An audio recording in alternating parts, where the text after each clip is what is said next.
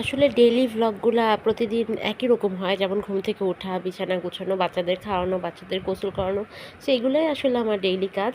এর মাঝেও টুকটাক কিছু থাকে, যেমন মাঝে মাঝে ছেলেকে স্কুলে নিয়ে আসা, নিয়ে যাওয়া, এরকম কিছু জিনিস থাকে আর কি। সো এই তো প্রতিদিনের মতো ওদের খাওয়া দাওয়া করিয়ে গোসল করিয়ে আমি ওদের টিভি ছেড়ে দিলাম, ওরা একটু টিভি দেখবে, আর এই ফাঁকে আমি একটু রান্নার কাজটা কিছুটা আগিয়ে নিব। আর আজকে গ্যাসের অবস্থা এত বাজে, আল্লাহ! এখনও 12টা বাজে নাই বা পৌনে 12টা এরকম। সো খালা সব কিছু কেটে কুটে রেডি করে দিয়ে গেছে। এই যে আমি ভাজি বসিয়ে দিছি মনে হয় ওদের নাস্তা খাওয়ানোর সময়, বাট নড়েই না ভাজি। সো এই যে আমি এখন মুরগির মাংসটা ভালো মতো ধুয়ে এই যে রান্না করব। এইটা তেজপাতাটা কিন্তু আমার ছোটো বোনের শ্বশুর বাড়ির তেজপাতা, মানে ভোলার ওদের গাছের। সো একদম ফ্রেশ। সো যাই হোক, এখন আমি মাংস রান্না করতে এসে দেখি যে আমার নাই, কি বলে, আদা রসুন বাটা নাই। সো এখন কি করব, এখন চুলায় তেল দিয়ে দিয়েছি। সো এখন মাংসটা, যেহেতু গ্যাস অনেক কম, কষতে থাকুক, আমি চটজলদি যেয়ে আদা রসুন ব্লেন্ড করে তারপরে এসে মিশিয়ে দিব আর কি। এই যে দেখেন ভাজি নড়েই না আর কি, মাংস কষাইতে দিছে এক চুলায়, বাট এই চুলায় ভাজি হচ্ছেই না।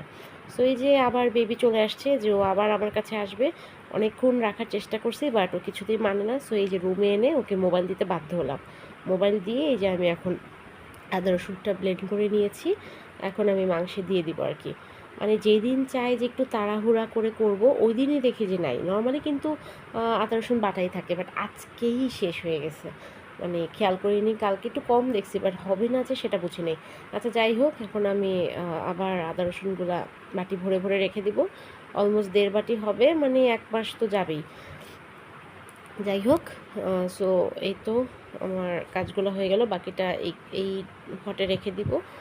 আর আজকে হচ্ছে মাংসতে একটু পেঁপে দিব আর একটু আলু দিব, কিন্তু খালা থাকতে এটা বলতে মনে নাই। সো এখন আবার পেঁপে আলু এগুলো কেটে নিলাম। এর মধ্যে আমার ছেলের প্রেজেন্টেশন করা হয়নি এখনও। সো ও ওই মাফিন দেখে ও মাফিনটা খাবে আর কি। সো ওকে মাফিন দিয়ে খায় না, মানে বলে খাবো, বাট দেখেন যেরকমটা ওরকমই আছে। মাফিন খেয়ে ওর প্রেজেন্টেশনটা ডান করলাম, প্রেজেন্টেশনটা ডান করে সাবমিট করে দিলাম। আর আজকে হচ্ছে আমাদের বাসায় গুঁড়া মাছ রাখার ডে। সো অনেকগুলো আমরা ফ্রেশ গুঁড়া মাছ পেয়ে গেছি, মানে স্পেশালে আর কি। সেখানে ট্যাংরা ছিল, বেলে মাছ ছিল। এই মাছটা আমরা আজকে রান্না করব। এই তো দেন বিকেলে হচ্ছে আমার বড় ননাস, মানে বড় আপু এসেছিল, তার জন্য চটজলদি একটু নুডলস রান্না করে ফেললাম। কারণ সাফওয়ান, মানে তার ছেলে, একটু নুডলস পছন্দ করে, যদিও আজকে ও কিছুই খায়নি।